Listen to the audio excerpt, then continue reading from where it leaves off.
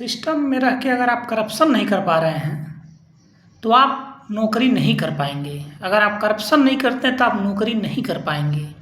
आप बेईमानी नहीं करते हैं तो आप नौकरी नहीं कर पाएंगे। आप ईमानदारी से नौकरी कहीं नहीं कर पाएंगे। आपको करना ही पड़ेगा। ये कैपिटलिस्ट का नियम है, ये जान लीजिए। एक रिंकू सिंह रोही हैं, 2004 में IPS बनते हैं।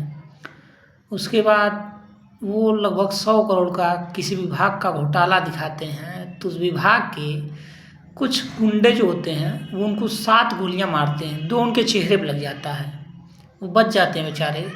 उसके बाद वो दिव्यांग कोटे से फिर IAS क्वालिफाई करते हैं। IAS क्वालिफाई करके फिर वो आते हैं, तो उनका किसी क्लर्क था, वो कहीं सरकारी विभाग था, वहाँ बाहर वो जाकर टॉयलेट कर रहा था। तो उसके बाद उन्होंने उसको प्रताड़ित किया, उसको बोला कि ये गलत है और उस पर कार्रवाई वगैरह हुआ कुछ।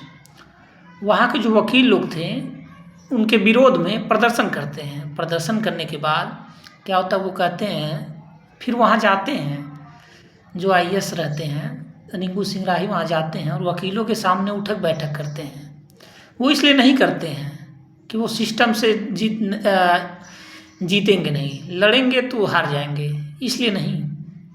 वो उस स्थिति का, उस सिचुएशन का कंट्रोल करने के लिए कि ये सब सिचुएशन जो है उसको कंट्रोल कर लिया जाए ईजली।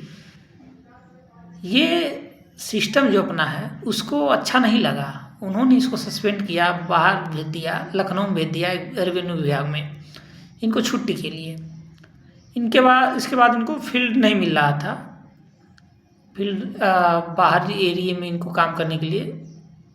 उसके बाद ये रिजाइन दे देते हैं और इनका घर आप लोग देख लेंगे, इनकी स्थिति देख लेंगे आप लोग, तो समझ जाएंगे कि यह व्यक्ति कितना ईमानदार था। अपने भारत में अच्छे अच्छे अधिकारी IPS PCS लोग पकड़ाते हैं, पैसे लेते हुए, अच्छा घर द्वार सब कुछ, करप्शन करते हैं, लेकिन वो सही सलामत है, उन पे ना कोई गोली चलती, ना कुछ चलता, ना सरकारें उसका कोई कुछ करती हैं। भारत में अगर आप ईमानदार हैं, आप शेड्यूल कास्ट हैं, आप दलित पिछड़ा हैं, आप इज्जत से नौकरी नहीं कर पाएंगे।